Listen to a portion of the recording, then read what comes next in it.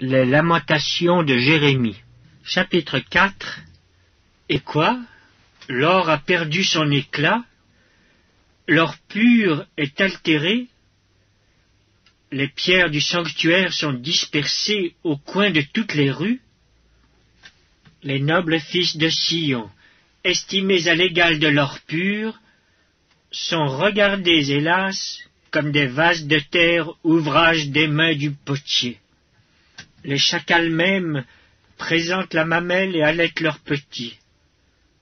Mais la fille de mon peuple est devenue cruelle comme les autruches du désert. La langue du nourrisson s'attache à son palais, desséché par la soif. Les enfants demandent du pain, et personne ne leur en donne. Ceux qui se nourrissaient de mets délicats périssent dans les rues. Ceux qui étaient élevés dans la pourpre embrassent les fumiers. Le châtiment de la fille de mon peuple est plus grand que celui de Sodome, détruite en un instant, sans que personne ait porté la main sur elle. Ses princes étaient plus éclatants que la neige, plus blancs que le lait. Ils avaient le teint plus vermeil que le corail. Leur figure était comme le saphir, leur aspect plus sombre que le noir. On ne les reconnaît pas dans les rues. Ils ont la peau collée sur les os, sèche comme du bois. Ceux qui périssent par l'épée sont plus heureux que ceux qui périssent par la faim, qui tombent exténués, privés du fruit des champs. Les femmes, malgré leur tendresse, font cuire leurs enfants. Ils leur servent de nourriture au milieu du désastre de la fille de mon peuple. L'Éternel a épuisé sa fureur. Il a répandu son ardente colère. Il a allumé dans Sion un feu qui en dévore les fondements. Les rois de la terre n'auraient pas cru. Aucun des habitants du monde n'aurait cru que l'adversaire, que l'ennemi entrerait dans les portes de Jérusalem. Voilà le fruit des péchés de ses prophètes, des iniquités de ses sacrificateurs, qui ont répandu dans son sein le sang des justes. Ils erraient en aveugles dans les rues, souillés de sang. On ne pouvait toucher leurs vêtements.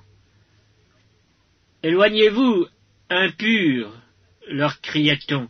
« Éloignez-vous, éloignez-vous, ne nous touchez pas !» Ils sont en fuite, ils errent çà et là. On dit parmi les nations, ils n'auront plus leur demeure. L'Éternel les a dispersés dans sa colère. Il ne tourne plus les regards vers eux. On n'a eu ni respect pour les sacrificateurs, ni pitié pour les vieillards. Nos yeux se consumaient encore, et nous attendions vainement du secours. Nos regards se portaient avec espérance vers une nation qui ne nous a pas délivrés. On épiait nos pas pour nous empêcher d'aller sur nos places. Notre fin s'approchait, nos jours étaient accomplis, notre fin est arrivée.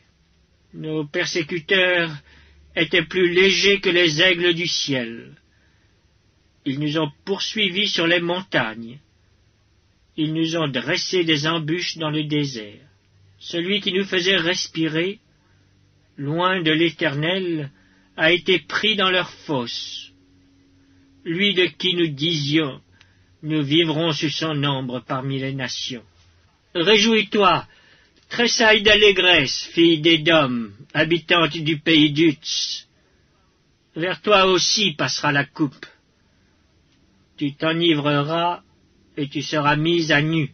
Fille de Sion, ton iniquité est expiée. Il ne t'enverra plus en captivité. Fille d'Édom, il châtiera ton iniquité. Il mettra tes péchés à découvert.